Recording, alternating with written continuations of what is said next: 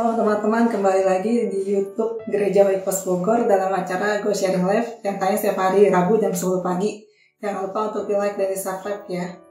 Perkenalkan, saya Trias dari Oikos Go Profesional. Saya mau sharing tentang rencana Tuhan. Nah, ini dari kitab Kejadian 37 sampai 50. Di sini kalau dirangkum ceritanya berawal dari Yusuf yang punya kemampuan untuk mengartikan mimpi. Dia punya kemampuan untuk mengartikan mimpi. Dia punya mimpi kalau saudara-saudaranya itu bakal sujud dan nyembah dia. Dan ini membuat saudara-saudaranya itu marah. Karena saudara-saudaranya marah, maka si Yusuf ini dijual ke orang Ismail lalu dibawa ke Mesir. Dan di Mesir ini hidupnya si Yusuf juga nggak lancar-lancar aja gitu. Dia juga di sini banyak orang yang nggak suka sama dia. Terus banyak juga yang membuat dia kayak kesannya kayak difitnah gitu. Misalnya kayak dia waktu itu dia jelas-jelas nolak keinginan istrinya si Potifar untuk tidur bersama.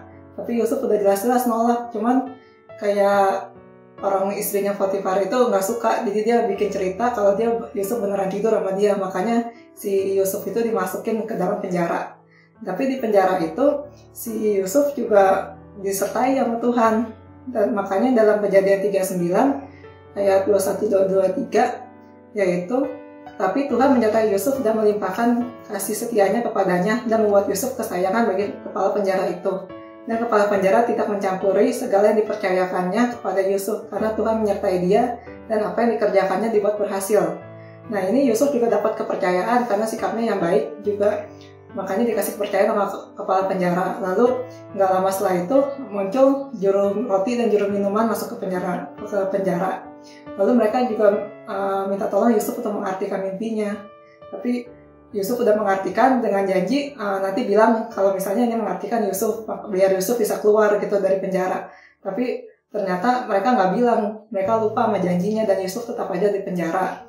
Lalu kalau misalnya sampai suatu saat Firaun tahu tentang kemampuan Yusuf untuk mengartikan mimpi. Karena Firaun mimpi tapi nggak ada yang bisa ngartiin, akhirnya dipanggil si Yusufnya itu. Mimpinya Firaun itu tentang kelaparan, musim kelaparan dan musim kelimpahan. Karena Yusuf bisa ngartiin, makanya Yusuf bilang kalau saat musim kelimpahan kita harus nyiapin bahan-bahannya, kayak ngumpulin gitu. Terus nanti saat musim kelaparan makanya bisa hasil dari musim kelimpahan itu disimpan untuk musim kelaparan. Maka saat musim kelaparan tiba, di Mesir itu tidak ada orang-orang yang kelaparan. Bahkan hasil dari musim kelimpahan yang disimpan itu bisa dijual ke orang lain. Lalu keluarganya Yusuf juga mendengar kabar kalau di Mesir itu ada kelimpahan. Makanya dia datang untuk mencari, untuk membeli makanan. Saat mereka datang, mereka bertemu dengan Yusuf. Tapi Yusuf mengenali mereka, tapi saudara-saudaranya nggak mengenali mereka. Mereka bersujud ke Yusuf. Lalu Yusuf mengakui kalau dia itu saudaranya yang sama ini yang dulu dibuang. Lalu saudara-saudaranya juga menangis dan Yusuf memaafkan mereka semua. Nah, dalam kisah Yusuf ini kita juga lihat kalau Yusuf mau dituduh mau gimana pun juga dia tetap bisa keluar dari masalah-masalah ini karena Tuhan menyertai dia, seperti dalam Kejadian 39 ayat 2. Tetapi Tuhan menyertai Yusuf sehingga ia menjadi seorang yang selalu berhasil dalam pekerjaannya. Maka tinggallah ia di rumah tuannya orang Mesir itu.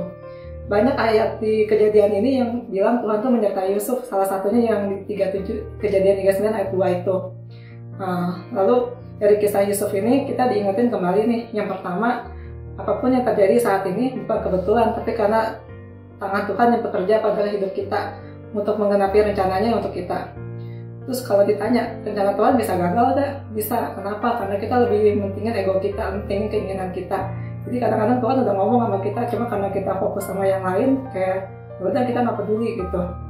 Terus bisa aja tuh Tuhan nyampein kita lewat doa atau hati nurani kita atau orang-orang lain. Kalau kita misalnya minta curhat misalnya ke orang yang benar gitu, tapi terus Tuhan ngasih jawaban melalui orang itu gitu. Kalau misalnya dari hati nurani ini, saya mau cerita, misalnya kalau misalnya saya lagi berdoa, saya mau mulai kerja, saya kan berdoa dulu. Terus saat saya selesai kerja, saya juga berdoa. Lalu kadang-kadang tuh Tuhan saya tiba-tiba tuh kayak diingetin, oh kamu belum ngerjain ini. Terus dari situ ya saya hal sepele kayak gini aja, mas itu ada campur tangan Tuhan gitu. Tuhan yang ingetin, kalau misalnya saya lupa ya bisa aja ada masalah gitu kan. Lalu yang kedua, kasarnya Yusuf apes banget gitu hidupnya, udah difitnah, terus mau dibunuh sama saudaranya lagi. Terus cuma respon Yusuf itu selalu benar, dia sikapnya benar, terus dia juga masih maafin keluarganya, masih maafin saudara-saudaranya, makanya Tuhan selalu nyertain dia. Lalu yang ketiga, kalau hari-hari ini tuh kita merasa apa yang kita harapkan terencanakan gagal, kita jangan pernah nyalahin Tuhan, karena rencana Tuhan itu pasti sempurna gitu. Bahwa semua yang keinginan kita ini dalam tangan Tuhan. Apakah yang kita ingin ini sesuai dengan kehendak Tuhan atau enggak? Terus jangan lupa kita harus menantikan janji Tuhan melalui iman kita, dan kita harus tetap percaya. Walaupun nggak kelihatan itu di masa depan kayak gimana, tetap percaya aja, tetap berdoa, dan jangan menaruh rasa curiga juga ke Tuhan. Sekian sharing saya hari ini. Tetap semangat dan tetap jaga kesehatan semuanya. God bless you.